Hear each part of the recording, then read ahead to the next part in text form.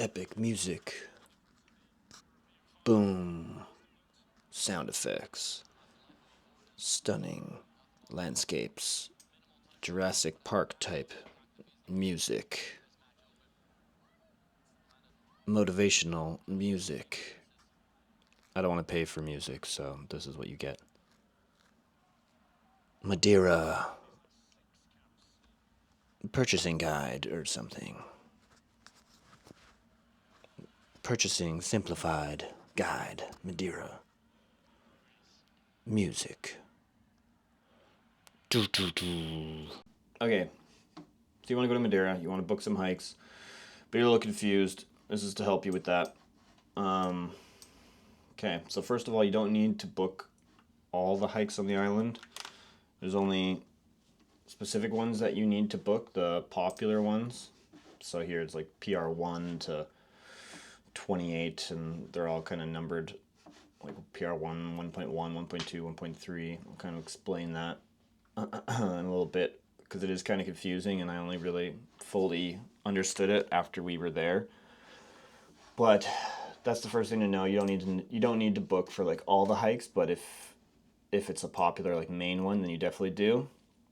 And we booked for every hike we went on, but we did Pico Rubio, we did this other peak, Ario, Ario. I'm not gonna, you know what I mean, that one.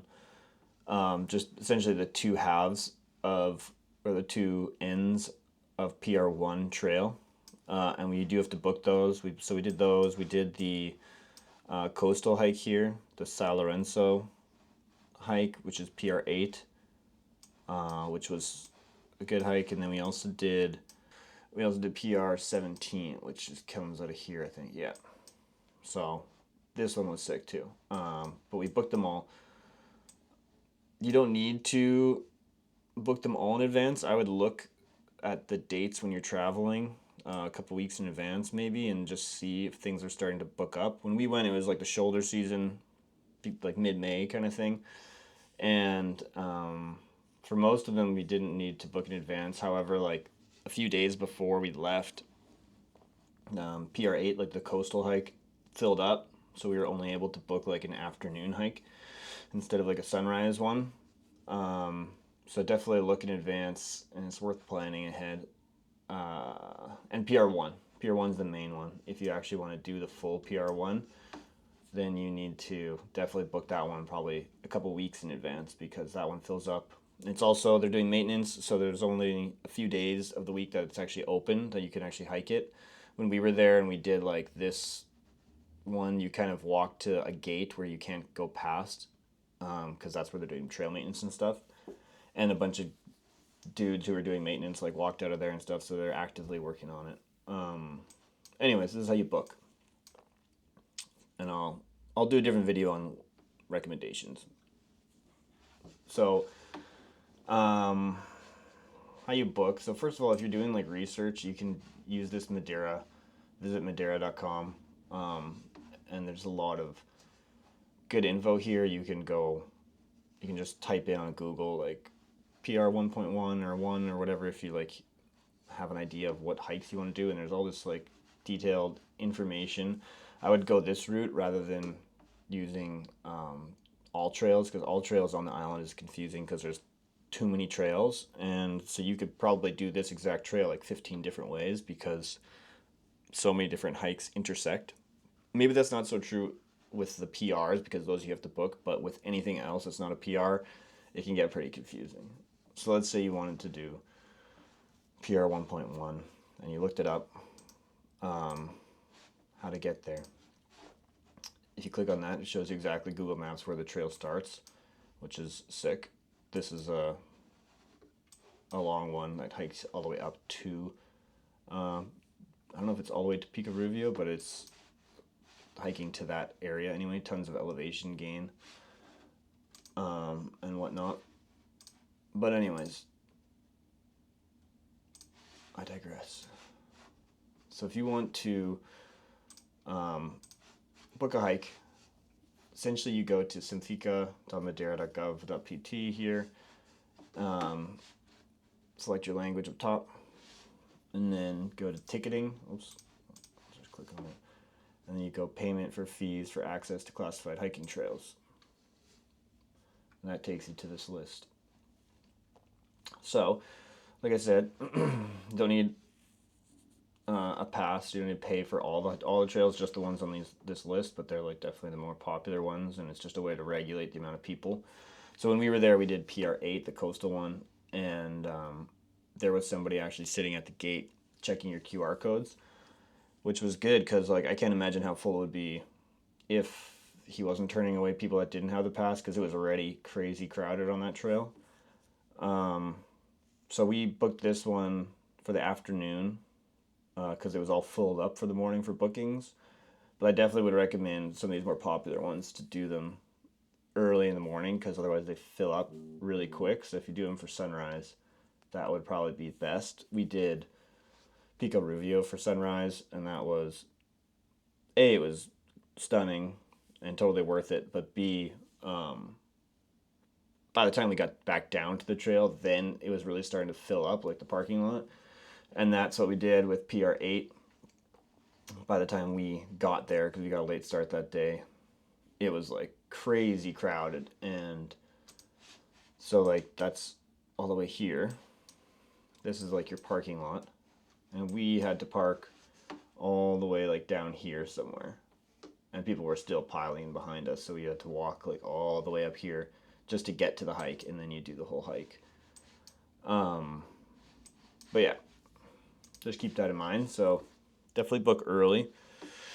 So let's say first we'll go over the how to do the bookings, and then we'll talk about the confusing like PR1 trails and stuff like that. So let's just say you wanted to do, where is it? PR8, the coastal hike. You come down to the list, select PR8, and then you check your booking period. And so this is for tomorrow or whatever, like the morning hikes are booked up. And it doesn't mean you can't go. Like, so when we booked it, I booked it for like 12 or I think I had actually 1:30. But we went probably around like 10:30, and he checked our QR code and we still were allowed in. So I think you just check the date that you had like an actual paid pass for the day, and then you can go in. But I would recommend doing this one for sunrise 100% or sunset. I think it would be beautiful. But let's say you want to do sunrise here, and you can just click on that. And also, like for all these hikes, people are like, "Oh, do I have to pay for it if you want to do a sunrise?" Because it's only from 8 to 8:30. It's not like there's a gate there closed and it opens at 8 or whatever. I think you can go whenever and do the hike. So if you wanted to go for like 6 a.m. or 5:30 a.m. or whatever and do like a sunrise, I don't think you technically need to pay for it because you're in there before the main like hiking hours or whatever. But I feel like you should still buy one and pay for it just to support the economy and whatnot. And then that way, if they do check you on the way out, which I doubt they would, I think they would. It's just for entry during the busy times. Then at least you have a pass. But anyways, hit confirm, hit request. All you do is throw in your email, answer these questions, and then number of visitors, how many people you wanted to pass, and then you click following, which is kind of like broken English, like kind of continue, and then it takes you to a payment page, and you just pay for it, and then you get the QR code sent to you in the mail or email in the mail in your email, and then you can use that for accessing the trails. So that's all there is to it. I would definitely look at all the hikes and book them all at once. I think it's maybe cheaper if you do it that way. But I was kind of like, I don't know if we'll do these like paid ones. But there's definitely, because there's so many hikes, like you don't need to do the paid ones, but some of them are amazing. So we did PR 17 as well, the Levada hikes. The Levada hikes don't sleep on the Levada hikes because they are so cool. You walk around along these irrigation canals and stuff, and PR-17, there's like huge tunnels. There was some that we were like walking in for over like 12 minutes at like a fast pace. Like that's how long these tunnels are. And this one in particular is kind of like you just go for as long as you want. You turn around because it's like a through hike essentially. So that one was stunning. There's another one down here. I'll talk about all these hikes in a different video, but for the PR1, if you're wanting to book PR1, it's definitely confusing. But now that I've done it, I can kind of explain it simpler. So if you're having trouble understanding PR1, it is confusing. And like on here when you're booking, there's like PR1, PR1, PR1.1, PR1.2, PR1.3. Like what does this all mean?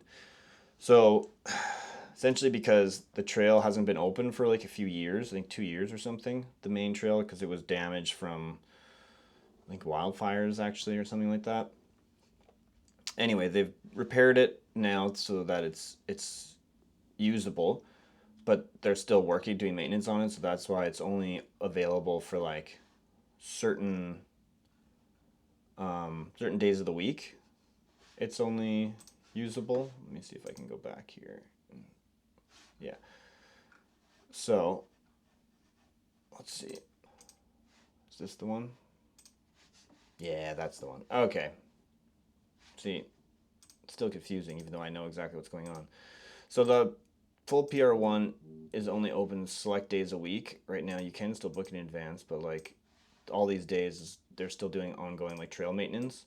So it looks like they opened it one more day from when I was there. But anyway, Friday, Saturday, Sunday you can hike it. The rest of the days you can't. So this one, I'm not going to try to pronounce it. That's like the full PR1 trail. And that one is, if you go, I can just do it on here. The full PR1 trail is Pico Ruvio, which is like the highest peak, I think, on the island. I think you start here, you do Pico Ruvio, and then you do this is the hike, the full PR1, and then you come out here at the Pico do Rio or whatever. And then you have to find, so that's like the full hike.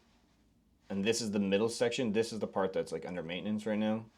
So if you book it, this is what you're booking for the full hike. Because you can book this one and this one separately, which is why it's so confusing. So that's what it is when you're looking at this. This is the bi-directional trail, Pico do Rio. It's 1.2K. This first one, so you got to be careful what you're selecting, and that you're just paying for this. This is like the spot where you can. There is an observatory up here, and like a cafe and stuff like that. And essentially, you are paying to, and there's lots of parking too. It does fill up though. So this is the second parking lot. This is the first parking lot. But you're essentially paying to, you can hike here till there's like a little stairway to heaven type thing. Yeah, right here.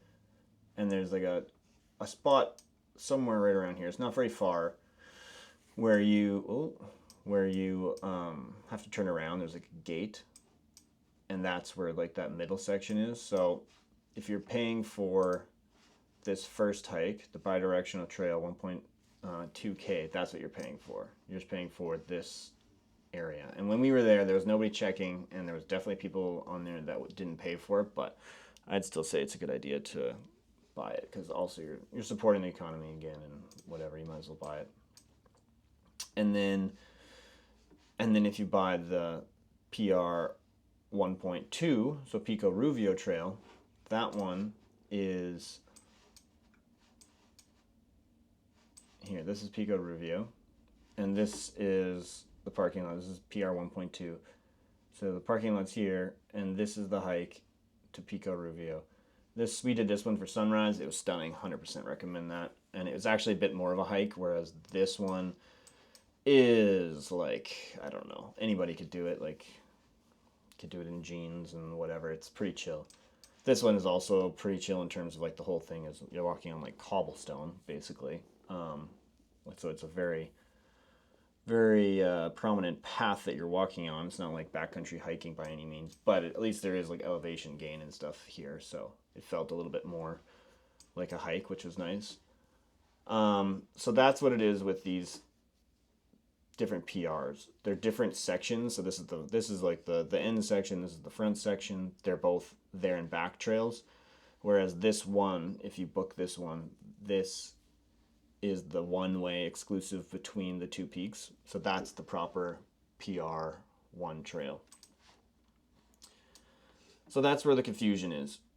So when you do book it though, if you book the PR one, which I definitely would now going back, I would definitely try and figure this out because it's simpler than I thought. However, you do have to arrange your own shuttle. There's not like a shuttle service. You have to, I don't know how you arrange it. I'm sure just researching it a bit, I'm sure you can figure it out. But you'll drive up here in the morning, you'll park, and you'll do the full hike, and then you'll pop out here by like this main hub. Let's say this is the main touristy like peak of the island.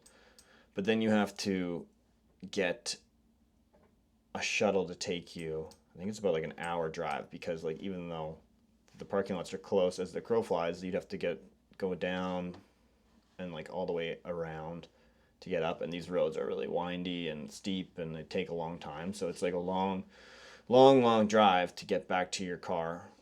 But that's something you just have to keep in mind if you want to do, because it is, yeah, I don't know how you book the shuttle, but if you want to do PR1, you got to find a way. So that's basically it.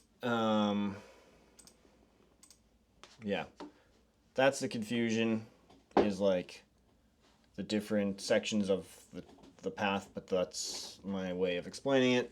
Any questions, let me know, and then I'll do another video on what hikes I think are worth it. Some are overrated, some are like, they're good, but like if you've done mountain hikes before, I don't know if you need to do it, versus some of the more underrated Levada hikes are pretty sick and whatnot. But yeah, anyways, that's it. Bye. Peace.